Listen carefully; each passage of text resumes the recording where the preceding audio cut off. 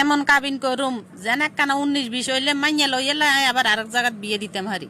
স্বর্ণার মা ভালো পয়সাওয়ালা একটা পাত্র পাইছি, এবার আঙ্গো স্বর্ণার বিয়েটা দড়িয়ে এলন দরকার। তা ঠিক কইছ, মাইয়ার গো উপযুক্ত বয়স হলে বিয়ে দিয়ে এলান উচিত, গটে ধরিরন ঠিক ন। সম্বন্ধ জিগে আইছি ইঞ্জানে মাইয়ার বিয়েতে কাবিন ধরুম 20 লাখ। আরে না, 20 লাখ টাকা কিনলে কাবিন, আর মাইয়ার কি দাম কম নেই, 30 লাখ টাকা দৈত্য হইব কাবিন। তাও ঠিক কইছো, এটা হইছে মাইয়ার সিকিউরিটি, অন্তত খুঁটি শক্ত থাকবো মাইয়ার স্বামীর সংসারে। সব ব্যাপারে ছাড় দিলেও এই ব্যাপারে ছাড় দিতেন না। মাইকে আঙ্গু পছন্দ হয়েছে, তোর কোনো আপত্তি আসেনি? আপনাকেও পছন্দ হইলে আর কোনো আপত্তি নাই। আলহামদুলিল্লাহ, তোর বাপ যাই বিয়ে 3 তারিখ হালাই যাব। শুভ কাজে দেরি করতে নাই, আজ যাই মেয়ের বাপের লগে কথা কইয়াম। আলহামদুলিল্লাহ, জামাই হিসাবে আপনার ছেলের আঙ্গো পছন্দ হয়েছে। আলহামদুলিল্লাহ, আঙ্গ কোনো আপত্তি নাই। তাইলে এবার কাবিনের বিষয়ে কথা কন। বেয়াই ইঞ্জানে আর কিছু শর্ত আছে। আর মাইয়ারে যদি আনে পুত্রবধূ হিসাবে নিতে হয়, কাবিন দিতে হইব 30 লাখ এবং স্বর্ণ দিতে হইব 10 ভরি। আমরা তো ঠিক করছি 6 লাখ টাকা কাবিন ধরি 3 ভরি স্বর্ণ উসুল হিসেবে দিয়ে দিমু। আচ্ছা একটা কথা কন চাই, এত টাকা কাবিন ধরার কাজ কি? আমরা তো ছেলের সংসার ভাঙার চিন্তা ভাবনা করি না।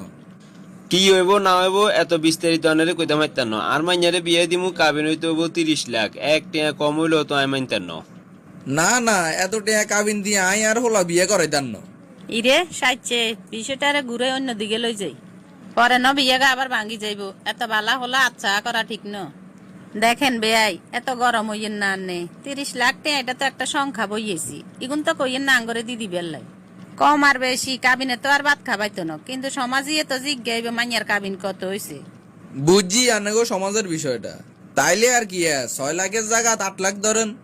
যদি কম টেয়ার কাবিন শুনে তাইলে তো সমাজিরে আইয়ে গাল বেটকে বেটকে আর মাইয়া গারে তুলনা দিব, তাতে আর মাইয়া গা কেনা ছোট হইব।